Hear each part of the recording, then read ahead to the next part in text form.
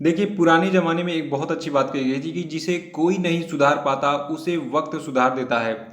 देखिए, वक़्त जब हमें ठोकरें देता है, जब हम कई बार प्रयास करते-करते असफल होते हैं, तो उसके बाद हमें बहुत सारा अनुभव गेन होता है, हमें पता चलता है कि हमारे अंदर क्या-क्या कमियाँ हैं। तो अगर उन कमियों को आप अगर दूर कर लेते हैं, तो आपको सफलता मिल जाती है। तो वही चीज़ है, यहाँ पे बात कही गई है कि जिसे कोई नहीं सुधार पाता, उसे वक़्त सुधार देता है। नमस्कार दोस्तों, आज के वीडियो में डिस्कस करेंगे हम 17 अक्टूबर के सभी महत्वपूर्ण करंट अफेयर पे और आज की वीडियो में टोटल हम 12 मोस्ट इंपॉर्टेंट करंट अफेयर चर्चा करेंगे और साथ में इनसे जुड़े जितने भी स्पेशल फैक्ट हैं उन पर पूरे डिटेल में चर्चा करेंगे। और देखिए, इस वीडियो के लास्ट में आपसे 5 क्वेश्चन हमने पूछेंगे, तो आपको इन पांचों प्रश्नों के जवाब भी देने, तो शुरू से लास्ट तक वीडियो में बने रहिएगा। और इस वीडियो को पूरा देखने के बाद आप इसकी पीडीएफ फाइल भी डाउनलोड कर सकते हैं नीचे डिस्क्रिप्शन बॉक्स में और हमारे टेलीग्राम चैनल में, दोनों जगहों पे आपको इस वीडियो की लिंक मिल जाएगी। और अगर आप इस चैनल में नए हैं तो चैनल को भी सब्सक्राइब कर लीजिएगा, साथ में बेल आइकन को प्रेस करके वीडियो को लाइक और शेयर भी कर दीजिएगा। तो चलिए शुरू करते हैं। देखिए, आज का जो करंट अफेयर्स है इसको स्टार्ट करने से पहले हम सबसे पहले बात करेंगे कल के करंट अफेयर्स में पूछे गए सभी क्वेश्चन अपडेट के सही उत्तरों की।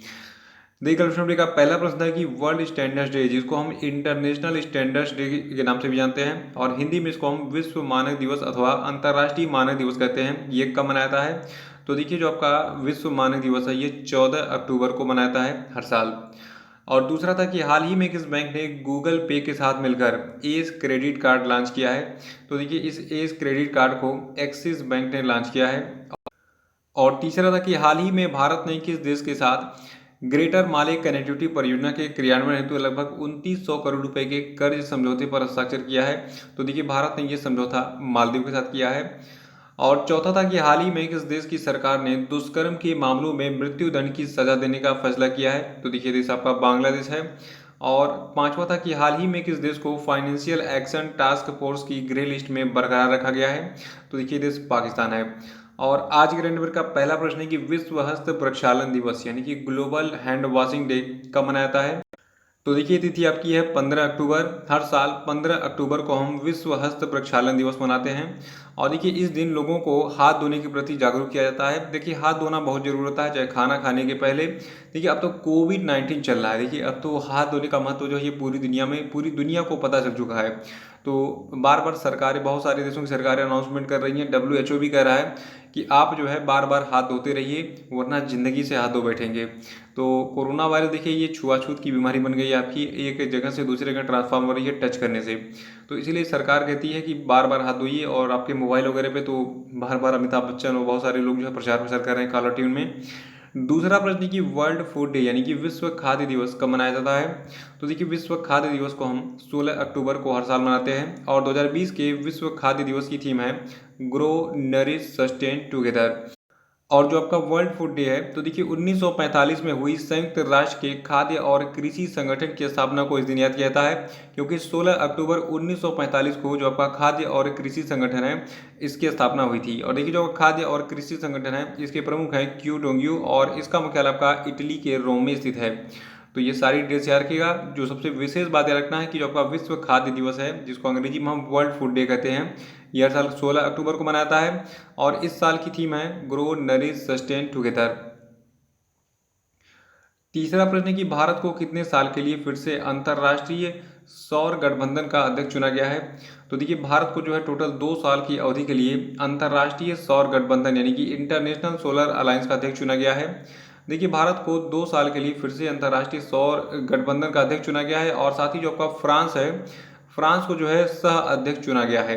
और देखिए, अभी हाल ही में जो आपका अंतर्राष्ट्रीय सौर गठबंधन है, तो इसकी वर्चुअल बैठक आयोजित की गई थी और इसमें इसके 34 सदस्य देशों ने ये फैसला लिया कि भारत को जो है फिर से 2 सालों के लिए इंटरनेशनल सोलर अलायंस यानी कि अंतर्राष्ट्रीय सौर गठबंधन का अध्यक्ष बनाया जाए और फ्रांस को जो है सह अध्यक्ष बनाया जाए।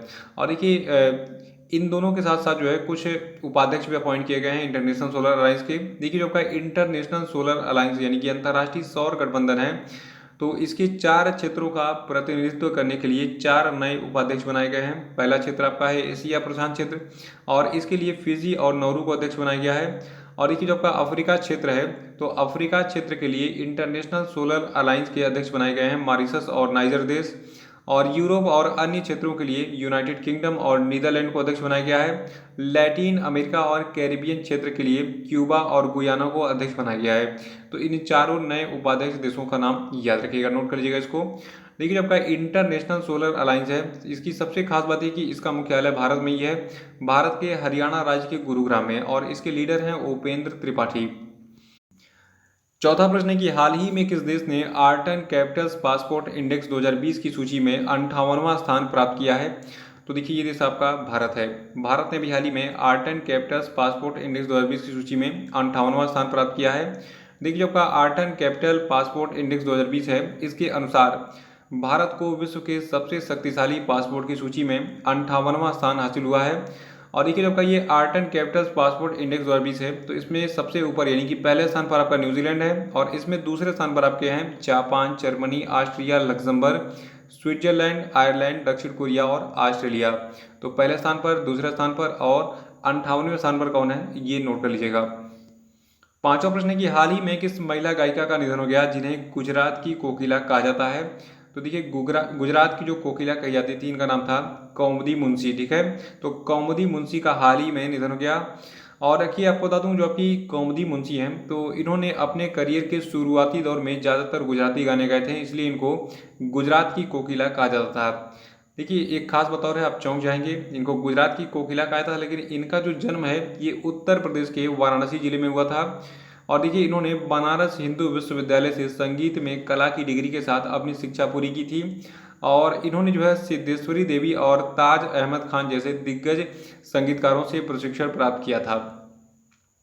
छठवां प्रश्न कि हाल ही में मशहूर कॉस्ट्यूम डिजाइनर भानु अथैया का निधन हो गया, उन्होंने किस फिल्म के लिए ऑस्कर पुरस्कार जीता था?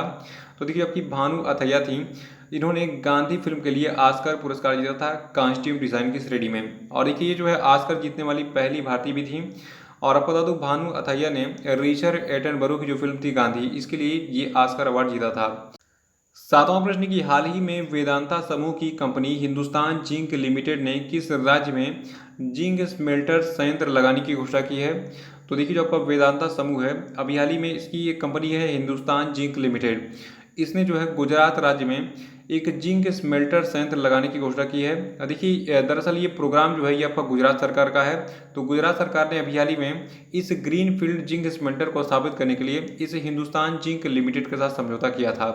और जो आपका हिंदुस्तान जिंक लिमिटेड है, इसके सीईओ हैं अरुण मिश्रा, और इसकी स्थापना 1966 में नई दिल्ली में की गई थी।